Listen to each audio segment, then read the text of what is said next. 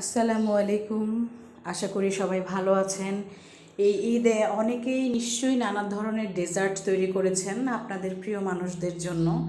তো আমিও আমার প্রিয় বাচ্চাদের জন্য একটি সহজ এবং সিম্পল একটি ডেজার্ট করেছি, সেটা হলো মিল্ক ম্যারি বিস্কিট দিয়ে। এই মিল্ক ম্যারি বিস্কিট দিয়ে মূলত আমি একটি কেক বানিয়েছি। তো আপনারা ভিডিওতে দেখতে পাচ্ছেন আমি ভিভো হুইপ ক্রিমটা এখানে ইউজ করেছি।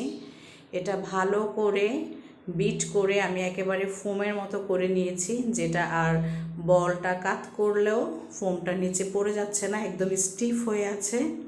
তো এটাকে আমি এখন এক পাশে রেখে দিয়ে কফি পাউডার নিয়ে সাথে পানি নিয়ে গুলিয়ে একটি মিশ্রণ তৈরি করেছি। সেই মিশ্রণের মধ্যে মিল্ক ম্যারি বিস্কিটগুলি এবার হালকা করে এপিট ওপিট করে চুবিয়ে আমি যেটাতে সার্ভিং ডিশ সার্ভ করব সেই ডিশে এগুলো সিরিয়াল ধরে সাজিয়ে নিয়েছি।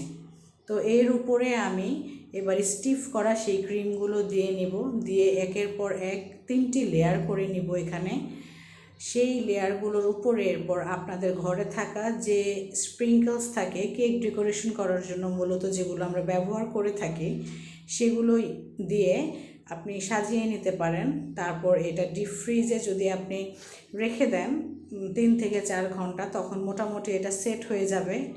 তো এটা আমি আমার গেস্টদের জন্য রাতে রেডি করেছি, যেন আমার গেস্টদের আমি এটা সকালে খাওয়াতে পারি। তো রাতে আমি এটা কমপ্লিট করে ডিপ ফ্রিজে রেখে দিয়েছিলাম। তারপর সকালে যখন আমার গেস্ট আসে তখন আমি তাদেরকে এটা সার্ভ করি।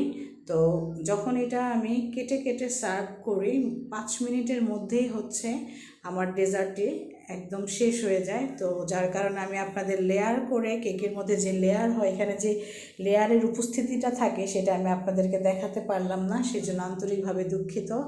সবার কাছে আমার এই ডেজার্টটি কেমন লাগলো কমেন্টস করে জানাবেন। আপনারাও চাইলে বাচ্চাদেরকে এরকম ইজি একটি ডেজার্ট বানিয়ে দিতে পারেন, এটাতে সময় খুব কম লাগে।